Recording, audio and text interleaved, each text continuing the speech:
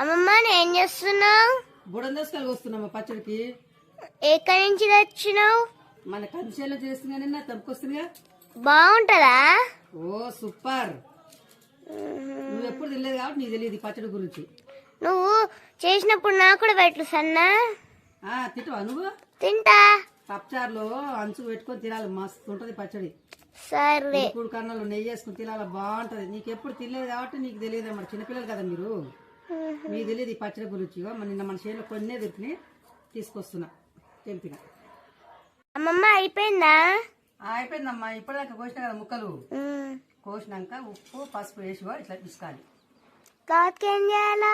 పిసికి ఒక గంట సేపు ఉంచాలి ఇట్లనే.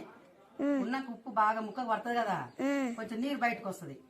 నీరు బయటకు వచ్చినాక కొంచెం ఇట్లా బిర్రగా ఇట్లా పిండి ఒక కాటన్ బట్ట వేసి బయట ఒక మూత మీద కాస్త గాలిలో ఆరబెట్టాలి.